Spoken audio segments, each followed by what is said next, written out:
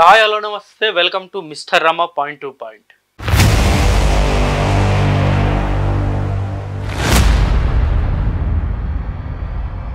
So మొన్నే మనం చూసాం కర్నూలు కావేరీ బస్ ఇన్సిడెంట్ మరవక ముందే ఇప్పుడు చేవేలలో జరిగిన అసలు అతిపెద్ద ప్రమాదం. రీసెంట్ టైమ్స్లో తెలంగాణలో జరిగిన బస్ యాక్సిడెంట్స్లో అతిపెద్ద ప్రమాదం ఇది. ఎందుకంటే ఆల్మోస్ట్ 21 మంది చనిపోవడం జరిగింది. ఇంకా ఈ సంఖ్య పెరిగే అవకాశం కూడా ఉందంటున్నారు. సో ఈ ఈ ఇన్సిడెంట్కి సంబంధించి రకరకాల వార్తలు అయితే వస్తూ ఉన్నాయి. కొందరేమో బస్సు ఓవర్లోడ్ అని, ఫ్రీ బస్ కారణం అని చెప్పేసి కొందరు కామెంట్స్ పెడుతూ ఉన్నారు. అలాగే వచ్చేసి రోడ్ నేరో అని కొందరు, లేకపోతే టిప్పరు ఓవర్ స్పీడ్లో వస్తున్నారని, లేకపోతే ఆ టిప్పర్ డ్రైవరు డ్రింక్ చేస్తున్నాడు. రకరకాల కారణాలు అనేవి వస్తూ ఉన్నాయి సోషల్ మీడియాలోతో పాటు మెయిన్ స్ట్రీమ్ మీడియాలో కూడా ఈ న్యూస్ అనేది వస్తూ ఉంది. సో ఇవన్నీ పక్కన పెడితే నా పాయింట్ ఆఫ్ వ్యూలో ఆ ప్రమాదం జరగడానికి ప్రధాన 3 కారణాలు నేను చెప్తాను. ఖచ్చితంగా ఈ 3 కారణాల వల్లే 90% ఆ యాక్సిడెంట్ జరిగిందని అయితే నేను విశ్వసిస్తున్నాను.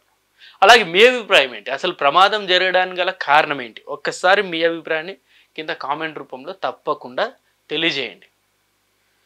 ఇక వివరాల్లోకి వెళ్ళిపోతే ఈ ప్రమాదం జరగడానికి అతిపెద్ద ప్రాబ్లం అంటే నంబర్ 1 ప్రాబ్లం వచ్చేసి ఆ రోడ్డు నేరోగా ఉండడం. సో చెవెల ట్రావెల్ చేసే వాళ్ళకి, లేకపోతే చెవెల నుండి అనంతగిరి అటు వెళ్ళే వాళ్ళకి ఆ రోడ్డు గురించి బాగా తెలిసే ఉంటుంది. చాలా నేరోగా ఉంటుంది. ఇటు నుండి వెహికల్ ఇలా వెళ్తుందంటే, అటు నుండి వెహికల్ వస్తుందంటే అసలు ఆల్మోస్ట్ ఇంచ్ గ్యాప్లో అది క్రాస్ ఓవర్ చేయాలి. అంత నేరోగా ఉంటుంది రోడ్డు. కేవలం ఆ నేరో రోడ్డు వల్లే ఇంత పెద్ద ప్రమాదం జరిగిందనడానికి 90% మెయిన్ రీజన్ అదే. ఎందుకంటే అక్కడ మనం చూసుకున్నట్టయితే ఈ పక్క టిప్పర్ లారీ ఓవర్లోడ్ తోటి, ఓవర్ స్పీడ్ తోటి వస్తుంది. గవర్నమెంట్ బస్సు యావరేజ్ స్పీడ్ తోటి నార్మల్ వాళ్ళ రూట్లో వాళ్ళు వస్తూ ఉన్నారు.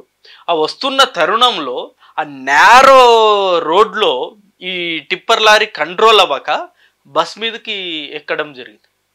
బస్సుని గుద్దిన తర్వాత కాంక్రీట్ మొత్తం కూడా బస్సులో పడిపోవడం అన్నది చాలా అసలు ట్రాజడీ అది. అదే ఒకవేళ వైడ్ రోడ్ ఉందనుకోండి, జనరల్గా ఆ రోడ్లో ఆ టిప్పర్ ఆ రోడ్లో వెళ్ళాల్సిన టిప్పర్ ఆ రోడ్లో వెళ్ళిపోయేది, ఈ రోడ్లో రావాల్సిన బస్సు ఈ రోడ్లో వచ్చేసేది. జనరల్ దీనికి కూడా చాలా రీజన్స్ ఉన్నాయి. ఇప్పుడు ఆ రోడ్డు ఎప్పటి నుండో మనం చూస్తూనే ఉన్నాం, చాలా నేరోగా ఉంది. ఒకటి పక్క తాండూరు కావచ్చు, లేకపోతే పరిగి కావచ్చు, అటు అంతా అసలు చాలా హెవీ ట్రాఫిక్ రోడ్ అది. అనంతగిరి హిల్స్ వెళ్ళే వాళ్ళు చాలామంది ఉంటారు, పర్యాటకులు. సో హెవీ ట్రాఫిక్ రోడ్ అది.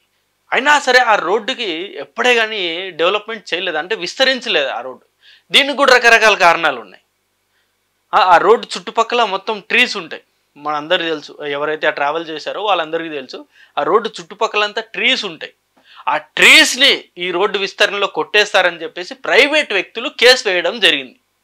పర్యావరణ రక్షకులు వాళ్ళ వల్ల నిజంగా చెప్పాలంటే ఇన్సిడెంట్ జరిగింది. ఇప్పుడు రోడ్డు విస్తరణ కంపల్సరీ జరిగితే కంపల్సరీ చెట్లు కొట్టేయక తప్పదు కదా. సో కేవలం చెట్లు కొట్టేస్తారు అని చెప్పేసి ఒక కారణం చూపించి దాని మీద కోర్టులో కేసు వేసి ఆ రోడ్డు విస్తరణ జరగకుండా ఆపారు. నిజంగా ఆ రోడ్డు విస్తరణ ఎక్స్పాండ్ కనుక ఆ రోజే జరిగిపోయి ఉంటే ఈరోజు ఈ ప్రమాదం జరిగి ఉండేది కాదు. సో ఇది ప్రధానమైన కారణం. ఆ రోడ్డు నేరోగా ఉండడమే ప్రధానమైన కారణం. ఇక రెండో కారణం వచ్చేసి over speed. Tipper over speed come overload. ఇది ప్రధానమైన కారణం. ఇది రెండో అతిపెద్ద ప్రధానమైన కారణం. మనం ఆ విజువల్స్ అన్నీ చూస్తూ ఉన్నట్టయితే బస్సు తన రూట్లో తను వస్తుంది. బట్ ఈ టిప్పరు ఓవర్ లోడ్ తోటి, ఓవర్ స్పీడ్ తోటి వస్తుండడంతో బస్సు దగ్గర రాగానే ఆ టిప్పరు కంట్రోల్ అవ్వలేకపోయింది. ఆ డ్రైవర్ కంట్రోల్ చేయలేకపోయాడు. ఒకవేళ ఆ మూమెంట్లో స్పీడ్ బ్రేకర్ వేసినా సరే ఆ టిప్పర్ మొత్తం బోల్టా పడే అవకాశం ఉంది. అందులో ఉన్న కంకర్ మొత్తం ఈ బస్ మీదకి వచ్చేసే అవకాశం ఉంది. అదే జరిగింది ఇక్కడ. టిప్పర్ డ్రైవర్ అబ్జర్వ్ చేశారు బస్ దగ్గరకు వచ్చేసింది అన్నది, సడన్ బ్రేక్ వేశారు. ఆ బస్సుని సగానికి సగం చీల్చుకుంటూ వెళ్ళిపోయింది టిప్పర్. ఇది అతిపెద్ద కారణం, రెండో కారణం ఇది. జనరల్గా ఇలాంటి టిప్పరు స్లోగా వస్తూ ఉంటే, ఓవర్లోడ్ ఉన్న ట్రిప్పరు స్లోగా వస్తూ ఉంటే ఖచ్చితంగా దూరం నుండి వస్తున్న వెహికల్ని వీళ్ళు చూసి కొంచెం కంట్రోల్లోనే వాళ్ళకున్న లైన్లో వాళ్ళు వెళ్ళేవారు. ఆ లైన్ క్రాస్ ఓవర్ చేసేవారు కాదు. బట్ ఇక్కడ ఓవర్ స్పీడ్లో వస్తుండడం చూసి, ఆ ఓవర్ స్పీడ్ కూడా కారణం ఏంటి, అది తెల్లవారుజామున.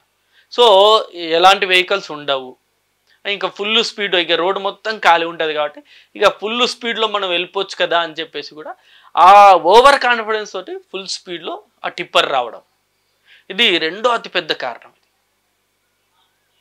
కేవలం మొన్న కూడా అంతే, ఆ కావేరీ బస్ ఇన్సిడెంట్లో కూడా కేవలం ఆ ఓవర్ స్పీడ్ వల్ల అక్కడ పడి ఉన్న బైక్ ఆ డ్రైవర్ అబ్జర్వ్ చేయకపోవడం వల్ల అలాగే తొక్కుకుంటూ వెళ్ళిపోదామని ఆయన ఆలోచన చేశాడు. అది మొత్తం రివర్స్ అయిపోయి 19 మంది చావు కారణమైంది. ఇక్కడ కూడా అంతే, ఓవర్ స్పీడ్ ఓవర్ వెయిట్ వల్ల ఎదురుగా వస్తున్న వెహికల్ కనిపించినా సరే కంట్రోల్ చేయలేని పరిస్థితుల్లో ఆ వెహికల్ మీదకి టిప్పర్ని పూనించడం, అందుకే ఈ ఇన్సిడెంట్ జరిగింది. రెండో అతిపెద్ద కారణం ఇది. ఇప్పుడు జనరల్గా నేరో ఉంది, ఫస్ట్ కారణం నేరో ఉన్న రోడ్డు ఉన్నా సరే ఇప్పుడు లైన్ ఇటువైపు పోయేవాళ్ళు ఇటువైపు రావడానికి అవకాశం ఉంటుంది. జనరల్గా కొంచెం రాసుకొనైనా సరే, అంటే కొంచెం దగ్గరగా అయినా సరే వాళ్ళు క్రాస్ ఓవర్ చేసుకుంటారు. ఎందుకంటే రోజుకి మనం చూస్తున్నా కొన్ని లక్షల వెహికల్స్ పాస్ ఆన్ అవుతూ ఉంటాయి రోడ్లో. సో ఏ వెహికల్ కూడా అంత ప్రమాదం జరగలేదు. బట్ దీనికి ప్రధానంగా జరిగిందంటే అది ఓవర్ స్పీడ్లో బస్సు వస్తున్న రూట్లోనే ఈ టిప్పర్ రావడం. ఇక మూడో అతిపెద్ద ప్రమాదం వచ్చేసి టిప్పర్ డ్రైవరు అలర్ట్గా లేకపోవడం. నిజంగా చాలా మటుకు ప్రమాదాలకు కారణం ఈ అలర్ట్గా లేకపోవడమే అండి. ఇప్పుడు మనం రోడ్డు మీద వెళ్తూ ఉంటాం, ఎన్నో ఆటంకాలు మనకు ఎదురు వస్తూ ఉంటాయి. గుంతలు ఉండొచ్చు, స్పీడ్ బ్రేకర్ ఉండొచ్చు, లేకపోతే ఏదైనా వెహికల్ పడిపోయి ఉండొచ్చు. ఇలా రకరకాల ఇన్సిడెంట్లు మనకు ఎదురవుతూ ఉంటాయి మనం రోడ్లో వెళ్తూ ఉన్నప్పుడు. ఎన్ని అవాంతరాలు ఎదురు వచ్చినా సరే డ్రైవర్ అనే వ్యక్తి అలర్ట్గా ఉంటే ఖచ్చితంగా వాటిని ఎంతో కొంత ఆ ప్రమాదాన్ని నివారించవచ్చు, అరికట్టవచ్చు, ఆయన కంట్రోల్ చేయొచ్చు. ఆయన డ్రైవర్ అనే వ్యక్తి అలర్ట్గా లేకుండా ఇష్టం వచ్చినట్టు డ్రైవ్ చేస్తే ఇలాంటి ఫలితాలు మనకు కనబడతాయి. మొన్న కూడా మనం చూసాం కావేరీ ఇన్సిడెంట్లో, అక్కడ ఆ రోడ్డు మీద బైక్ పడి ఉన్నా సరే డ్రైవర్ ఏం కాదులే మనం తొక్కించేసి వెళ్ళిపోదాం అన్నట్టుగా ఆయన భావించుకొని ఆ బైక్ని ఎక్కించేశారు. ఎక్కంగానే ఏమైపోయింది, బైక్ కింద ఇరుక్కున్న తర్వాత మంటలు వచ్చేసి ఆ మంటలు డీజిల్ ట్యాంక్ అంటుకుంది, మొత్తం ఎంటైర్ బస్ పేలిపోయింది, కాలిపోయింది. మొత్తం 19 మంది సజీవ దహనం. సో ఆ డ్రైవర్ తప్పిదం. ఇక్కడ కూడా సేమ్ అదే సిచ్యువేషన్. ఇక్కడ ఉన్న డ్రైవర్ కూడా కొంచెం అలర్ట్గా ఉన్నా, ఇప్పుడు దూరం నుండి బస్సు వస్తున్నప్పుడు డెఫినెట్గా విజిబుల్ ఉంటుంది, ఖచ్చితంగా కనబడుతుంది. దూరం నుండి బస్సు వస్తుంది, ఆ బస్సు ఎంత రేంజ్లో మనకు వస్తుంది, మనం ఆ బస్సు క్రాస్ ఓవర్ చేస్తామా లేకపోతే గుద్దే అవకాశాలు ఉన్నాయా, ఆ స్ట్రైట్ వస్తుందా లేకపోతే మనకు లెఫ్ట్ వస్తుందా రైట్ వస్తుందా, ఇలాంటి క్యాలిక్యులేషన్ డెఫినెట్గా ప్రతి డ్రైవర్కి ఉండాలి కూడా. ఆ అంచనాలు ఈ డ్రైవర్ వేయలేకపోవడం, వస్తున్న బస్సుని లేకపోతే ఈయన వెళ్తున్న ఫ్లోలో ఆయన అంచనా వేయలేకపోయాడు. ఇప్పుడు ఎదురుగా ఏదైనా వెహికల్ వస్తే దాన్ని మనం ఎలా తప్పించాలి, లేకపోతే మన లైన్లో మనం వెళ్తున్నామా లేకపోతే ఇటువైపు లైన్లో వెళ్తున్నామా, ఇటువైపు లైన్లో వెళ్తూ ఉంటే ఎదురుగా వచ్చే వెహికల్ మన గుద్దితే ఏంటి పరిస్థితి అని కొంచెం కూడా ఆయన ఆలోచించలేదు. కేవలం డ్రైవర్ నిర్లక్ష్యం. ఇది 100% డ్రైవర్ నిర్లక్ష్యమే. మూడో అతిపెద్ద కారణం ఇది. డ్రైవర్ ఇప్పుడు మ్యాక్సిమం యాక్సిడెంట్స్ అన్నిటికీ ప్రధాన కారణాలు ఏమన్నా ఉన్నాయి అంటే అది డ్రైవర్ యొక్క నిర్లక్ష్యాలే ఉంటాయి. డ్రైవర్ చేతిలోనే ఉంటుంది చాలా మటుకు. ప్రమాదాలు జరగాలన్నా వాళ్ళే, ఆ ప్రమాదం నుండి కాపాడాలన్నా వాళ్ళే. అంత అలర్ట్గా ఉండాలి ప్రతి డ్రైవర్ కూడా, ఏ ఒక్క డ్రైవర్ కానీ ప్రతి డ్రైవర్. మనకు తెలుసు ఆర్టీసీ డ్రైవర్లు అంటే వాళ్ళు చాలా ట్రైనింగ్తో ఉంటారు. నిజంగా వాళ్ళు స్పీడ్ లిమిట్లో వాళ్ళు వెళ్తూ ఉంటారు, వాళ్ళ లైన్లో వాళ్ళు వెళ్తూ ఉంటారు. ఎలాంటి ప్రమాదం జరగకుండా వాళ్ళు చాలా సాఫీగా డ్రైవ్ చేస్తూ వెళ్తారు వాళ్ళ వెహికల్స్, ఆ బస్సులని. బట్ ఎదురుగా ఇలాంటి వ్యక్తులు టిప్పర్ డ్రైవర్లు అంటే మనకు తెలుసు జనరల్గా వాళ్ళంతా షార్ప్గా ఆలోచించరు, లేకపోతే వాళ్ళంతగా ప్రాక్టికల్గా, అంటే ఇప్పుడు ఏదన్నా ఎదురుగా ఏదన్నా ఒక ఇన్సిడెంట్ లేకపోతే ఏదైనా ఒక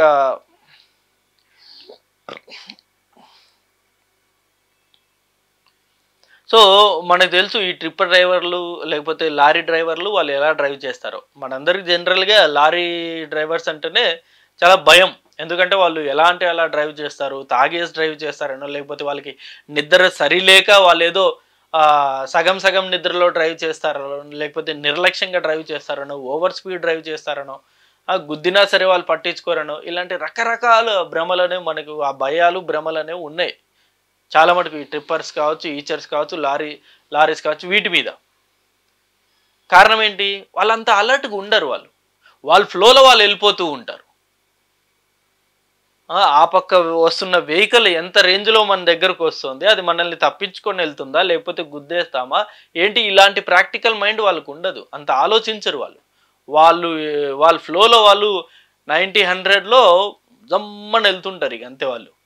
ఎదురుగా ఏదైనా వచ్చి గుద్దినా ఇంకంతే. అక్కడికి ఆ పక్క వాళ్ళు పోవాలి, ఇక్కడ ఈ డ్రైవరు పోవాలి. అంతే తప్ప వాళ్ళంత సీరియస్‌గా ఆలోచించరు. అక్కడ జరుగుతున్న చుట్టుపక్కల ఏం జరుగుతుందన్న పరిణామాల మీద వాళ్ళంత ఫోకస్డ్‌గా ఉండరు వాళ్ళు. సో, ఇది గూడా ప్రధాన కారణం. డ్రైవర్ యొక్క నిర్లక్ష్యమే ఇక్కడ ప్రధాన కారణం. అనవసరంగా అమాయకులు బలైపోయారు.